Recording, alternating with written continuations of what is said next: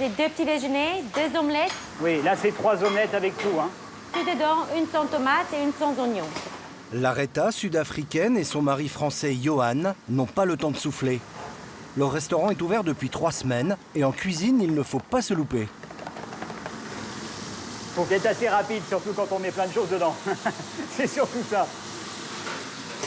Et puis, il faut faire attention, les omelettes, il ne faut pas que ça soit trop baveuse comme en France. Les gens, ils n'aiment pas trop ça. Il est 7h30 du matin, mais ici dans les assiettes, il n'y a ni croissant, ni confiture. Ring the bell, ring the bell. Poussin, c'est bon là, tu peux y aller. Quand les Sud-Africains commencent leur journée, ils aiment avoir le ventre bien rempli. That's for the lady, please, Carl. Meneer, nog een broodje omelet. Un petit pain blanc, ouais. Notre petit déjeuner traditionnel s'appelle comme à la ferme, avec des saucisses, des grosses saucisses typiques d'Afrique du Sud, 2 œufs avec des toasts, des champignons et encore plein d'autres choses. Un sacré gros petit-déj, quoi. Zie je, la cappuccino is klaar. L'Aretha et son mari Johan ont tout quitté en France pour tenter une nouvelle vie en Afrique du Sud.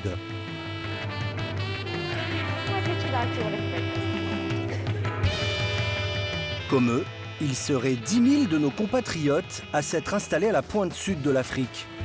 Valérie a troqué une vie confortable en France contre une vie à la ferme dans l'un des endroits les plus reculés du pays. Come boy.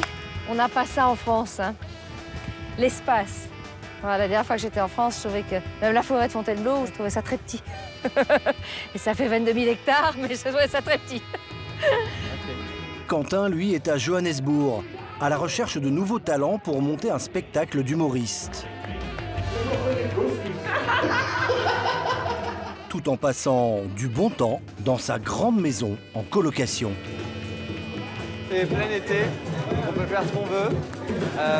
Donc on en profite avant de se prendre une deuxième vague. Vie nocturne, grands espaces ou océans, tous sont une bonne raison d'avoir choisi l'Afrique du Sud.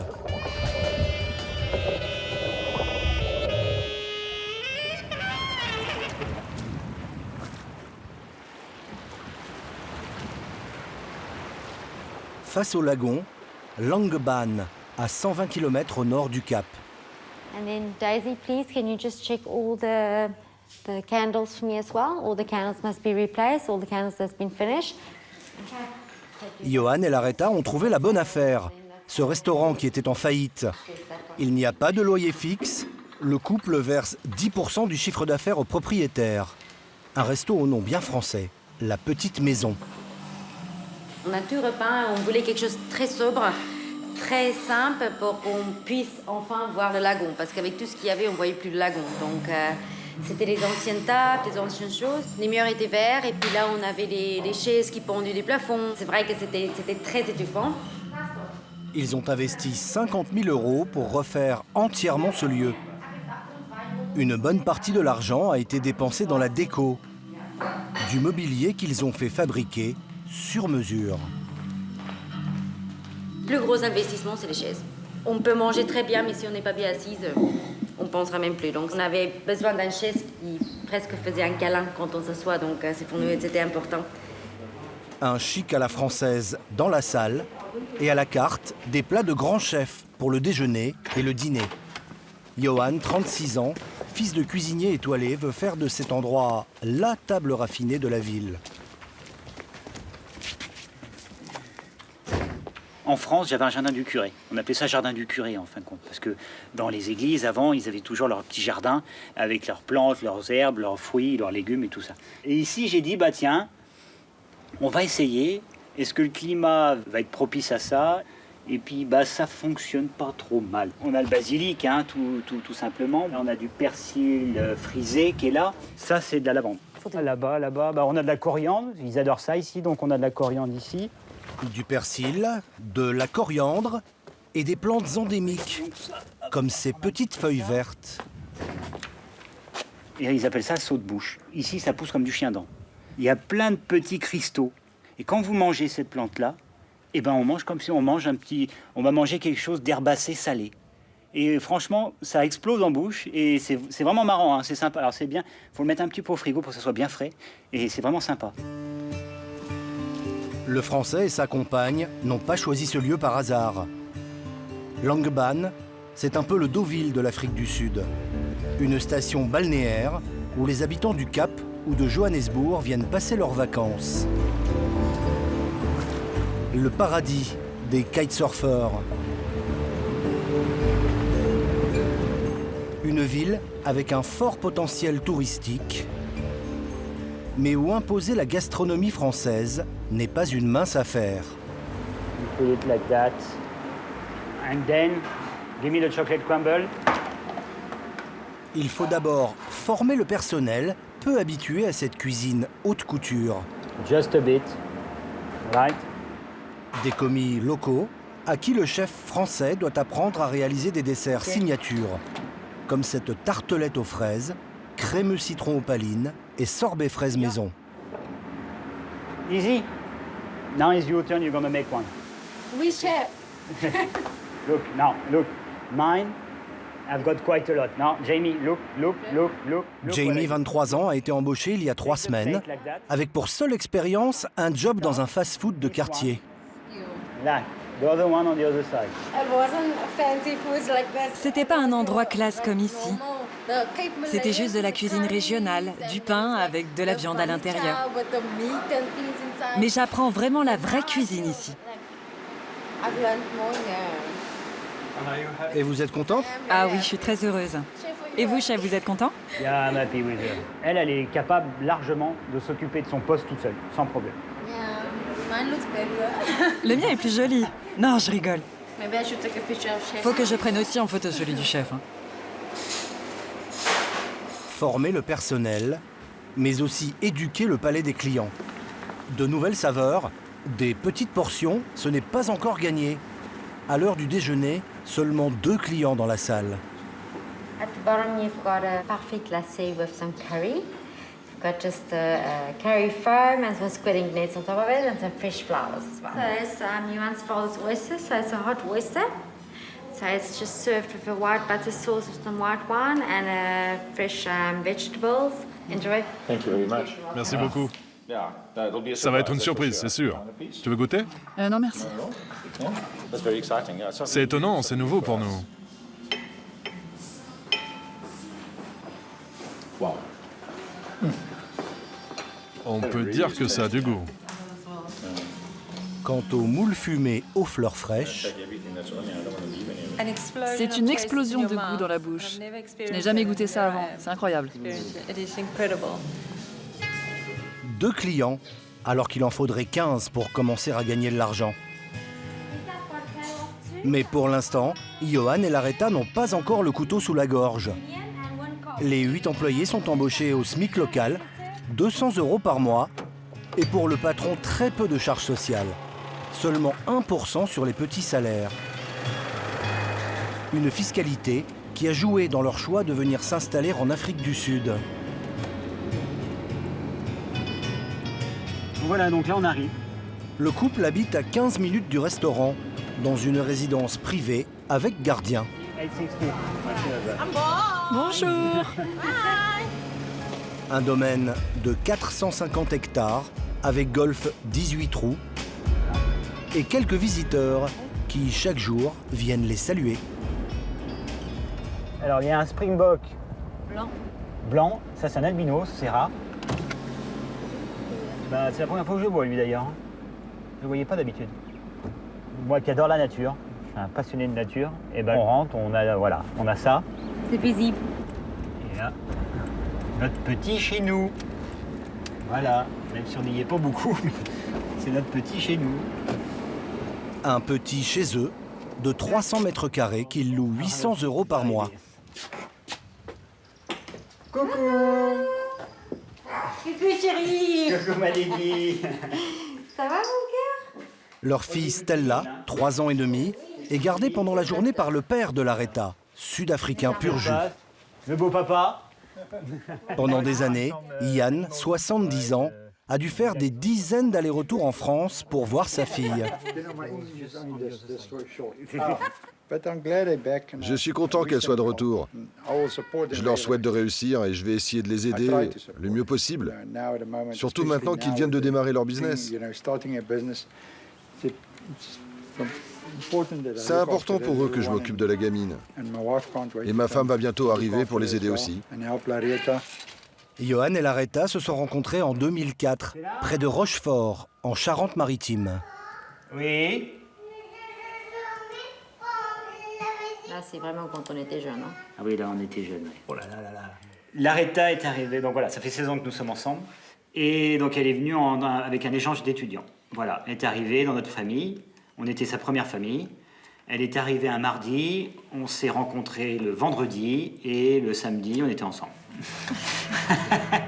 Le coup de foudre. Elle a 18 ans, lui 20. La Sud-Africaine, venue pour 1 an, va finalement en rester 15.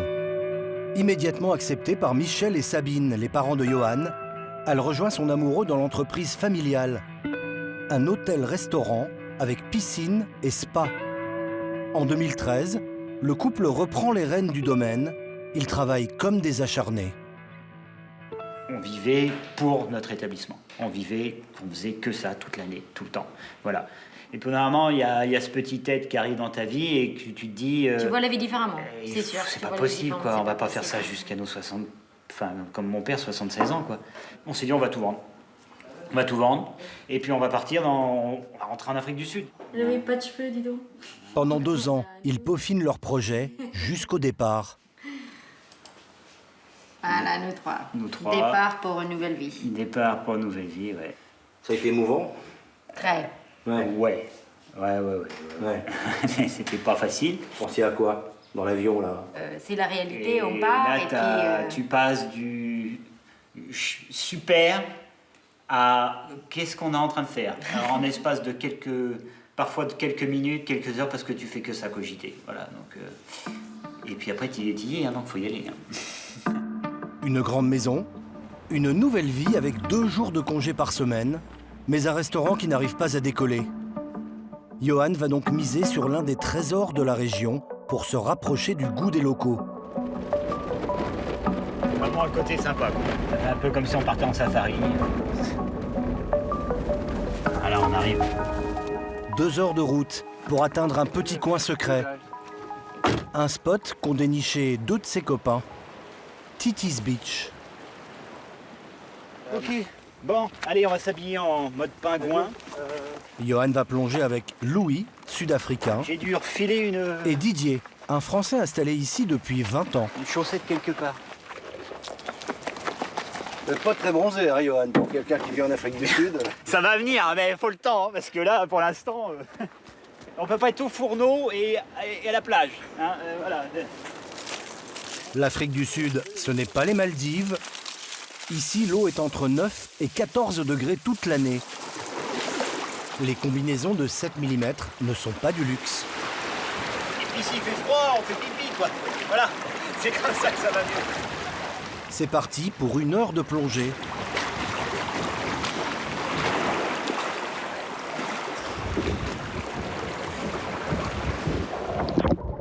Sous l'eau, d'immenses forêts de kelp, une algue géante qui peut pousser de 50 cm par jour.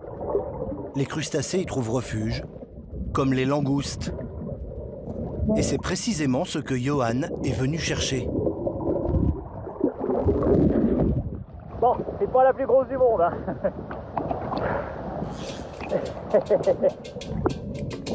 Celle-ci n'a pas la taille réglementaire. Mais il suffit de tendre la main pour en attraper d'autres.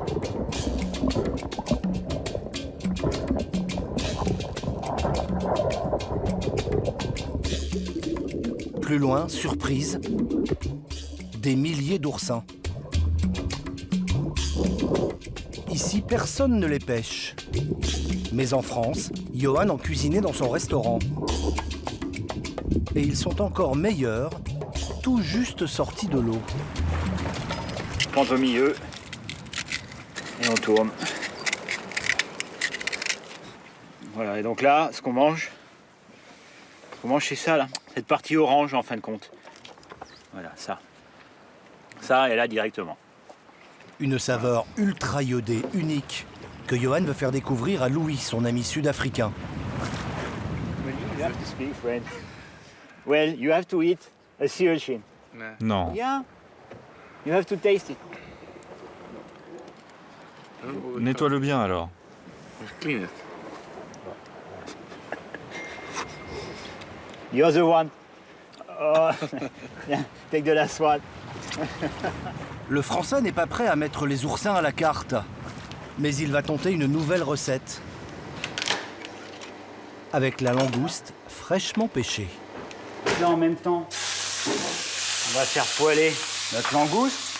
On va démarrer notre petit beurre blanc, la petite touche française. Sauce classique, le beurre blanc, hein, la réduction d'échalotes avec le vin blanc. Voilà. Et là, on va rajouter le petit côté sudaf. Alors, c'est la HP sauce. Alors, ils adorent ça, ici. Toutes les sauces qu'ils ont, en majorité, sont sucrées salées. Donc là, on va goûter. Ouais, un petit peu plus. C'est pas mal. Hein, franchement, en plus, c'est pas mal. Mélanger saveurs françaises et sud-africaines, c'est le pari de Johan pour attirer les locaux dans son restaurant. Voilà, on vient bien l'arroser. Et là, on va la mettre directement au four. Là, on va compter une petite dizaine de minutes. Ce plat et le reste de la nouvelle carte feront un carton. Dès la semaine suivante, Johan et l'Areta accueilleront 80 personnes par jour, bien au-delà de leurs prévisions. L'Afrique du Sud attire de plus en plus de Français. Leur nombre a doublé ces 5 dernières années et ils sont partout. Johannesburg, 5 millions d'habitants, la capitale économique du pays. Quentin, 28 ans, s'est installé ici depuis 4 ans. Il est chargé du développement international du célèbre festival de Montreux. Il est là aussi pour faire la fête. Dans l'hémisphère sud, les saisons sont inversées. En décembre, il fait 30 degrés. So we should be here, but it's maybe a bit low, but I don't think I have a higher table. It's fine. Ok. C'est un peu cette vie aussi qu'on a à Johannesburg, c'est de voir la famille qui fête Noël, pendant que nous on est en plein milieu du mois de l'été, donc c'est un peu bizarre des fois, mais voilà, on s'habitue. Il vit dans cette maison avec piscine et cours de tennis privé. Situé à Hyde Park, le quartier le plus chic de la ville,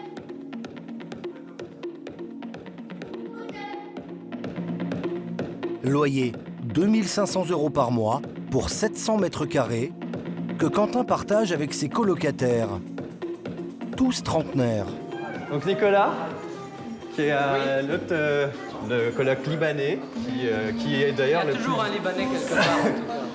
Nicolas est gestionnaire de patrimoine. Matteo, l'Italien, travaille pour une société de conseil. 60 mètres carrés. Je pense que c'est bien. Je suis la touche italienne. Je suis censé apporter de l'élégance, une bonne ambiance et des sourires. Et le français? That is always good humor with sarcastic touch. Yeah. Depuis 2 ans, Quentin sort avec une jeune femme sud-africaine. Et pour aller la voir, il doit quitter les quartiers blancs du centre de Johannesburg et prendre la route de Pretoria. Olifantsfontein est ce qu'on appelle ici un township, un quartier construit pendant l'apartheid, la politique de ségrégation raciale en vigueur jusqu'en 1991. Bah là, on arrive vraiment dans le quartier de Le Désiré. C'est des quartiers principalement en noir ou il y a des quelques blancs? Non, c'est noir à 300%.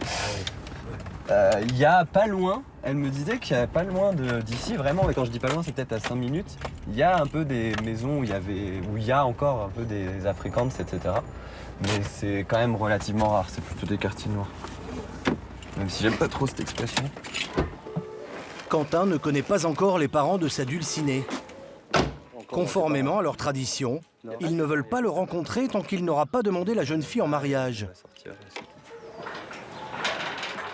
Et voilà Désiré. Hello, hello. 22 ans. Je suis timide.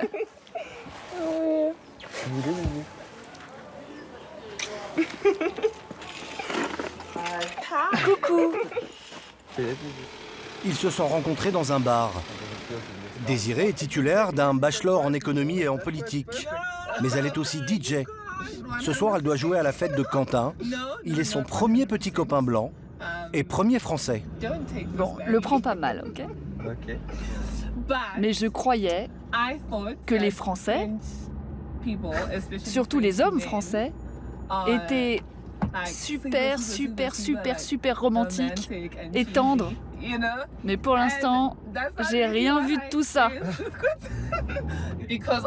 À la télé, on voit toujours les Français du genre « Jean-Pierre, fais-moi rêver ». Et le Français lui apporte des roses et il l'invite à dîner. Tu vois ce que je veux dire?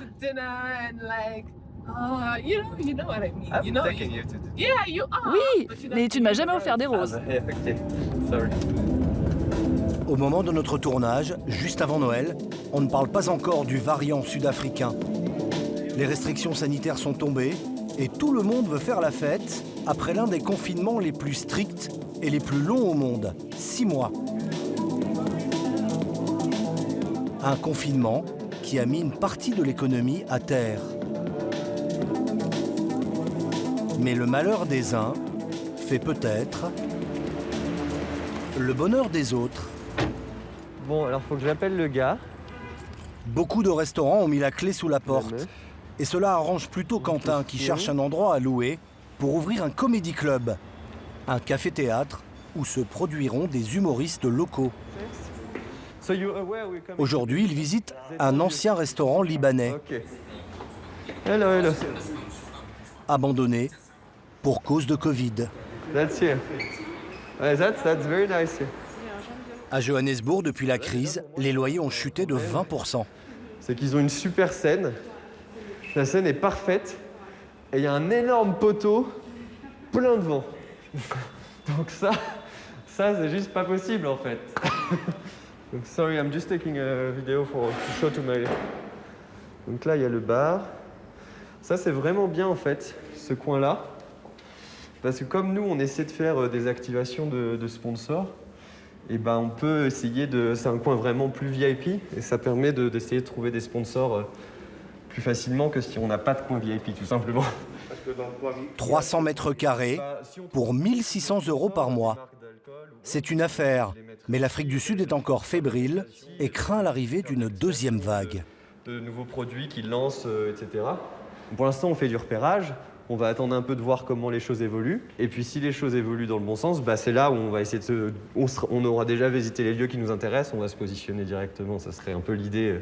Donc on verra. Mais ok, moi c'est bon pour moi, Gloria. Trouver des lieux et aussi de nouveaux talents. Johannesburg présente l'une des plus grandes concentrations de stand-uppers au monde. Des humoristes que Quentin vient repérer en faisant le tour des comédie clubs. Ce soir, dans le quartier de Braamfontein. C'est là où j'ai étudié. C'est un endroit super cool. C'est le Montmartre de Johannesburg. Montmartre, Paris, désormais un souvenir pour Quentin qui était commercial dans un cabinet de conseil. Ses journées, c'était bureau et conférences téléphoniques. Un petit train-train qui commençait à l'ennuyer. J'avais vraiment envie de partir très loin, vraiment pas en Europe. J'avais vraiment envie de partir le plus loin possible. Là, c'était à 10 000 km, donc c'était déjà pas mal quand même. Ouais, c'est le côté, il y a 11 langues différentes, le côté un peu être complètement en dehors de ma zone de confort, en fait, bah, ça c'était vraiment un truc que j'avais envie de voir, quoi. Donc, Le Kitchener, une salle qui, chaque mardi, laisse sa chance à une dizaine d'humoristes amateurs. Dans le pays, la liberté d'expression est totale et les blagues tournent presque toujours autour des questions de couleur de peau ou de nationalité. Quentin en fait les frais tout de suite. Quelqu'un a des galères de thunes comme moi? Oui, moi. Vraiment, t'es fauché? Super fauché. Ouais, mais t'es venu avec un Français, t'as trouvé le bon pigeon. Chacun se débrouille comme il peut. J'ai vu un documentaire sur le changement du climat. Et j'ai compris. Avec la montée des eaux, vous les Blancs, Ça vous fera moins de terre à coloniser. Voilà pourquoi le réchauffement climatique vous fait peur. Ce jeune Sud-Africain d'origine indienne a tapé dans l'œil de Quentin. Really, you're actually good for someone that's just starting. Thank you. No, you should really keep going. I really found it very great when you had your joke that we're very South African. You started by that, then instead you starting more globally. You had like a global. Pour rien au monde, Quentin ne quitterait le rythme effréné d'une des plus grandes métropoles d'Afrique. Mais d'autres Français ont choisi les grands espaces. Nous sommes dans la région du Free State, en plein cœur du pays. On va passer sur le petit pont. Le petit pont fait maison, en rondin. Chaque matin, Valérie, 54 ans, parcourt les 300 hectares qu'elle a achetés dans cette région des hauts plateaux. Un paysage dont elle ne se lasse pas.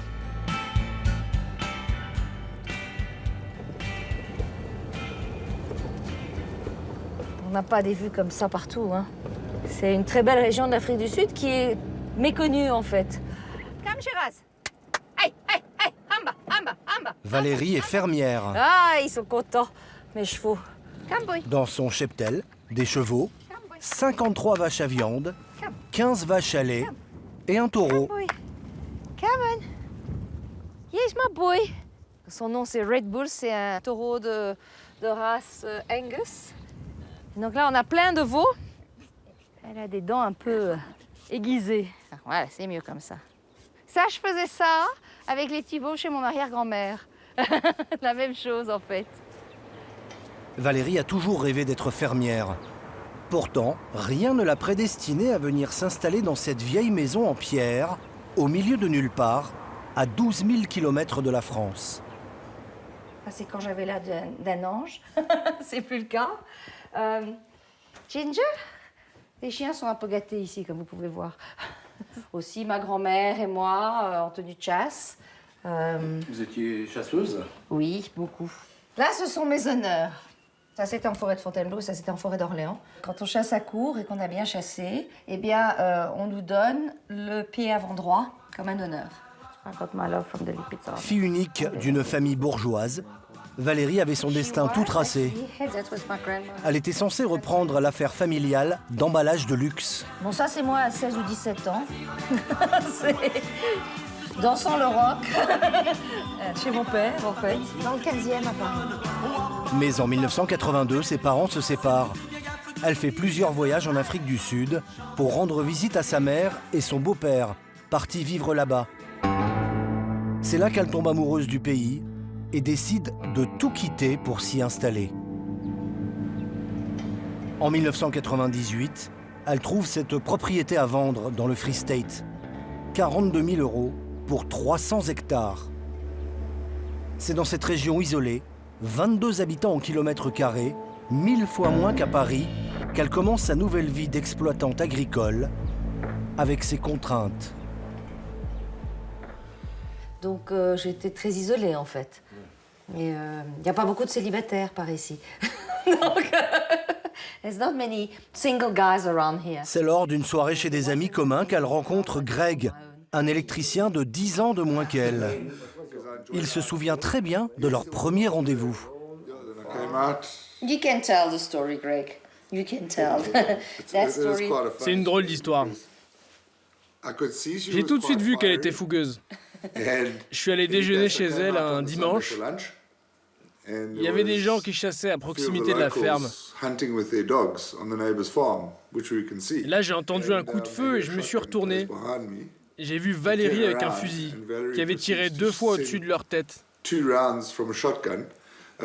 En leur disant très poliment de déguerpir. Et je me suis dit, merde, dans quel pétrin je me suis fourré. Valérie a 5 employés. And then you wash your hands before you touch the milk, please. Dont 2 dédiés à sa principale activité. Thank you, Malenka. La fabrication de produits laitiers. Skippy est en train de faire du beurre. You're making the butter with salt, huh? No, yeah. Le beurre salé, un produit bien de chez nous, auxquels les Sud-Africains qui cuisinent plutôt à l'huile sont peu habitués.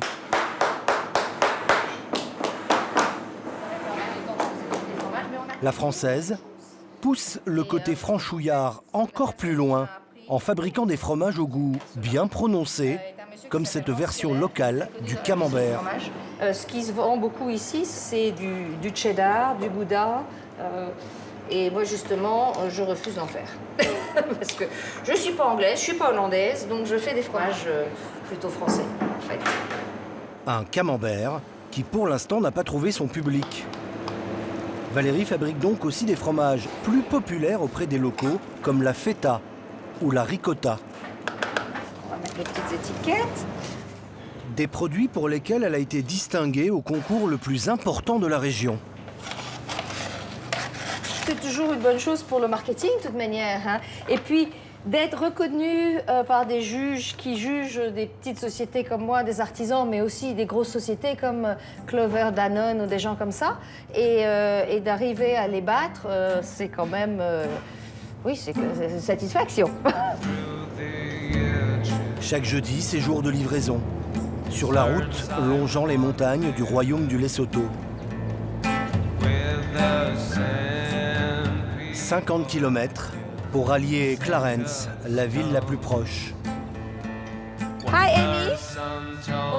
Les clients sont principalement des Afrikaners, des Blancs descendants de colons hollandais, installés dans le pays depuis plusieurs générations. Ils peuvent s'offrir des fromages vendus entre 4 et 8 euros pièce. So that's your cheeses. Merci. This is yours. Thank you, Amy. Merci, bonne journée. Thanks. Hello, Rosa. J'ai un problème. Why? J'ai oublié ma carte. I don't have my card machine. I left in a rush this morning. Tu peux patienter que j'aille retirer des espèces? I can't. Leave it with Deborah. Oh, okay. Whenever it suits you. I know where you live. Je crois que c'est déjà payé. It's all paid for. Merci beaucoup. Yeah, Jackie has made an EFT already. So. C'est fantastique. C'est pour ça qu'on achète chez elle. OK. Allons-y. Est-ce qu'on est un peu pressé, nous, quand même? On n'est pas en vacances? Valérie fournit aussi une dizaine de restaurants à Johannesburg et dans toutes les villes de la région. Elle se dégage des revenus d'environ 2 000 euros par mois. Ici, c'est 10 fois le SMIC. C'est pour moi?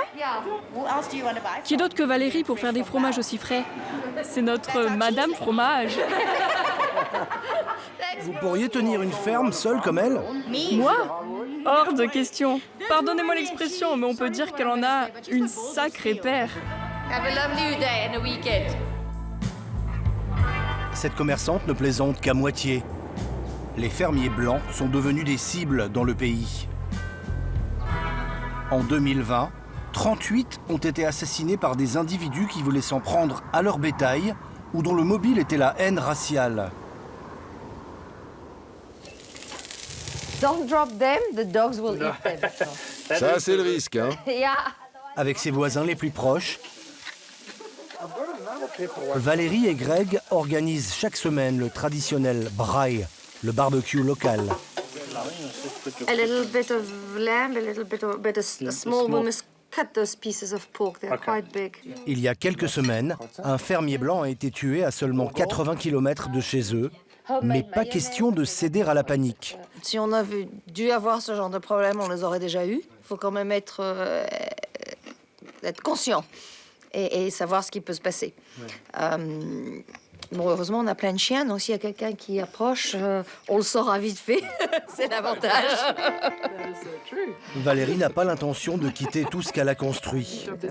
Elle vient de sortir une version sud-africaine du Pont-l'Évêque et va lancer des ventes en ligne pour faire découvrir ses fromages bien français à toute l'Afrique du Sud.